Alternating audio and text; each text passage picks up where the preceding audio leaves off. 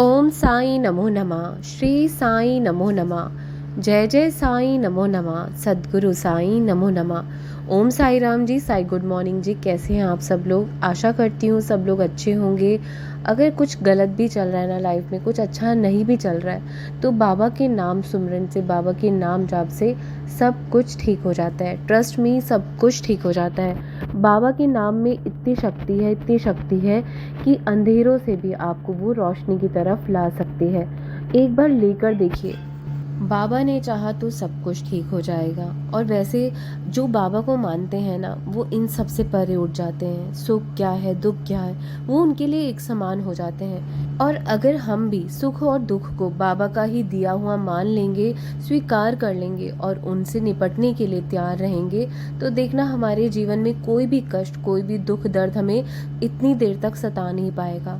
आएंगे ज़रूर, दुख आते हैं। भक्ति करने से ये नहीं है कि आपकी लाइफ में दुख आएंगे ही नहीं, कष्ट नहीं आएंगे, आएंगे, लेकिन उनका सामना करने के लिए आप तैयार रहेंगे, हमेशा तैयार रहेंगे। क्योंकि जब आप साईं बाबा की भक्ति करते हो, ईश्वर की भक्ति करते हो, आध्यात्मिक रास्ते पर चल पड़ते हो, तो आपको एक इंटरनल पीस भी मिलता है और साथ ही स्ट्रेंथ भी मिलता है, जो वो ईश्वरी की देन होती है आपके लिए। वो एक गिफ्ट है आपके लिए, वो किसी सबको नहीं मिलता। कभी कभी कोई ऐसा होता है जिनके पास छोटे छोटे दुख भी आते हैं, वो इतनी जल्दी घबरा जाते हैं, दुखों का नाम लेते ही वो अपनी ज़िंदगी से हार मान बैठते हैं। लेकिन हम जब आध्यात्मिक रास्ते पर चलते हैं, जब बाबा के बताए हुए रास्ते पर चल रहे होते हैं, तो दुख सुख जीवन में आना जाना लगा रहता है, लेकिन हम इनसे कभी भी विचलित नहीं होते।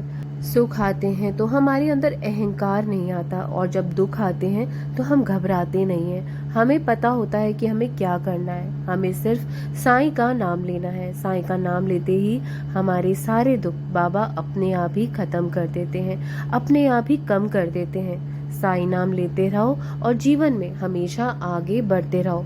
ना बुरा करो, ना बुरा सोचो, हमेशा अच्छा ही होगा आपके साथ। तो चलिए, आज की प्रार्थना का वीडियो करने से पहले जो हम एक कहानी सुनाते हैं, प्यारी सी कहानी लेकर आई हूँ, ध्यान से सुनिएगा। शायद आपको आज की कहानी बहुत ही पसंद आने वाली है। तो चलिए कहानी शुरू करते हैं। अधूरी कहानी की जीत। गांव के एक कोने में एक छोटा सा लड़का रहता था। नाम था आरव। उसका सपना था बड़ा लेखक बनने का, लेकिन उसकी जिंदगी आसान नहीं थी। पिता खेतों में मजदूरी करते थे, माँ बीमार रहती थी, घर में इतने पैसे नहीं थे कि आरव को अच्छी शिक्षा मिल सके। लेकिन आरव का सपना बड़ा था और उसका जज्बा उससे भी बड़ा। रातों को जब सब सो जाते, आरव पुरानी किताबें पढ़ता, अपने पुराने रजिस्टर में कहानियां लिखता। उसके पास ना तो स्मार्टफोन था, ना इंटरनेट, ना ही कोई गाइडेंस, लेकिन उसे अपनी मेहनत पर यकीन था। एक दिन उसके स्कूल में एक निबंध प्रतियोगिता हुई। विषय था मेहनत का फल मीठा होता है। आरव ने अपनी जिंदगी की सच्ची कहानी को कहानी की शक्ल में लिखा और जमा कर दिया। हफ्ते भर बाद स्कूल में परिणाम घोषित हुआ। आरव का नाम पहले स्थान पर था। वह पहली बार मंच पर गया और पुरस्कार प्राप्त किया। पूरे गांव में उसका नाम हुआ। लोग कहने लगे, इस लड़के में कुछ बात है। लेकिन कहानी यहीं खत्म नहीं होती। आरव ने जब 12वीं पास की तो घर की स्थिति और बिगड़ गई। उसे पढ़ाई छोड़कर काम करना पड़ा, पर उसने हार नहीं मानी। दिन में वह एक चाय की दुकान पर काम करता और रात को अपने सपनों को कागज पर उकेरता। उसकी कहानियां धीरे धीरे सोशल मीडिया पर वायरल होने लगी। उसने एक ब्लॉग बनाया, आवाज मेरे भीतर की। धीरे धीरे उसके काम को पहचान मिलने लगी। एक दिन एक पब्लिशिंग कंपनी ने उसे कॉल किया। हम आपकी कहानियां पढ़ते हैं, क्या आप हमारे साथ एक किताब प्रकाशित करना चाहोगे? आरव की आंखें भर आई। यह वही दिन था जिसकी उसने कल्पना की थी। कई सालों की मेहनत, नींद भरी रातों, भूखे पेट और टूटते हौसलों के बाद उसकी पहली किताब छपी, अधूरी कहानियों का सच। वे बेस्ट सेलर बनी। आज आरव एक सफल लेखक है। उसने अपने गांव में एक मुफ्त लाइब्रेरी भी खोली है, ताकि कोई और बच्चा भी सपने देख सके और उन्हें पूरा कर सके। तो दोस्तों, इस कहानी से हमें इतनी खूबसूरत सीख मिलती है कि हर अधूरी कहानी पूरी हो सकती है, अगर उसमें मेहनत, धैर्य और विश्वास हो। मुश्किलें आती हैं, लेकिन जो लड़ते हैं वही जीतते हैं। तो आज की कहानी आपको कैसी लगी मुझे ज़रूर बताइएगा। मुझे आज की कहानी रियली, मैं सच बता रही हूँ, मुझे बहुत ही प्यारी लगी, बहुत ही खूबसूरत लगी और बहुत ही मोटिवेटेड लगी। तो आपको आज की कहानी कैसी लगी मुझे ज़रूर कमेंट बॉक्स में बताना। आपके कमेंट्स का मुझे इंतज़ार रहेगा।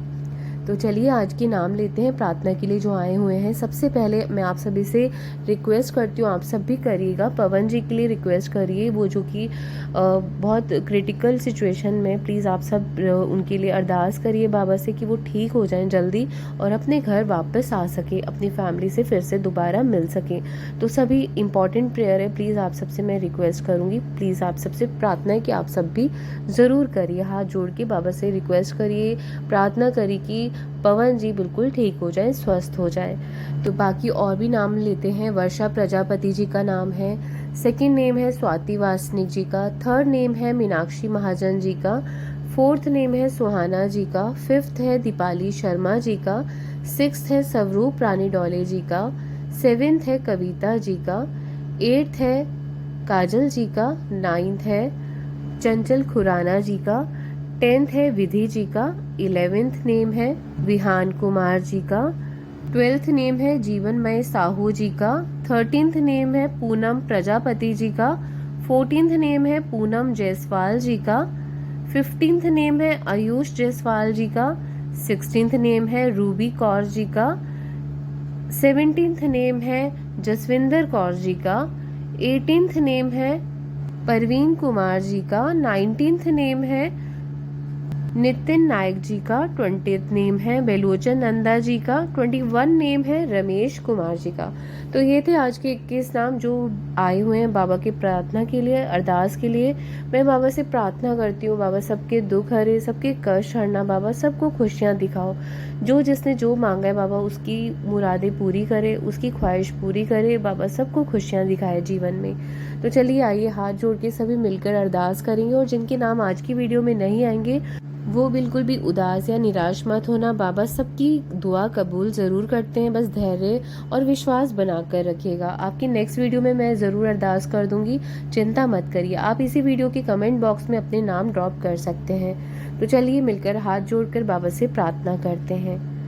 सदा सदा साईं पिता मन में करो निवास, सच्चे हृदय से करूं तुमसे ये अरदास, कारण करता आप हो सब कुछ तुम्हारी दात, साईं भरोसे मैं रहूं तुम ही हो पितुमात, विश्व में मैं लीन हूँ पापों का नहीं अंत, फिर भी तेरा तेरा हूँ राख लियो भगवंत, राख लियो हे राखन हारे साईं गरीब निवास, तुझ बिन तेरे बाल के कौन सवारे काज, दया करो दया करो दया करो मेरे साईं, तुझ बिन मेरा कौन है बाबा इस जग माही, मैं तो कुछ भी हूँ नहीं सब कुछ तुम हो नाथ, अपने बच्चों की सर्वस्व प्रभु तुम, सदा रहो हमारे साथ, बाबा जी हमारे सदा रहो हमारे साथ, साइया हमारे सदा रहो हमारे साथ। तो चलिए अनमोल 11 वचनों के साथ आज के शुभ दिन की शुरुआत करते हैं। जो शिरडी में आएगा आपत दूर भगाएगा, चढ़े समाधि की सीढ़ी पर,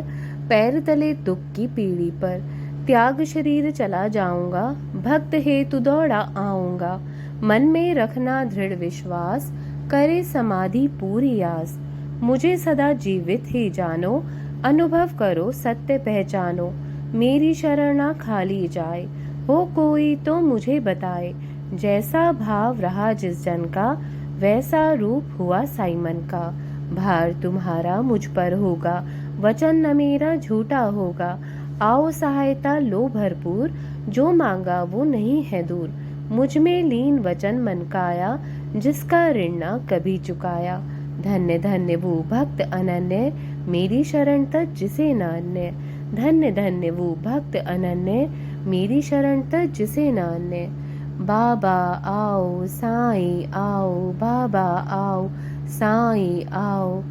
मेरे बाबा रक्षा करना सबकी, सबकी इज्जत की लाज रखना, सबकी भक्ति की लाज रखना बाबा। ओम साई राम, जय साई राम। अनंत कोटि ब्रह्मांड नायक राजाधिराज योगी राज पर ब्रह्म श्री सच्चिदानंद सद्गुरु साईनाथ महाराज की जय, साईनाथ महाराज की जय, साईनाथ महाराज की जय। बाबा ब्लेस अस ऑल।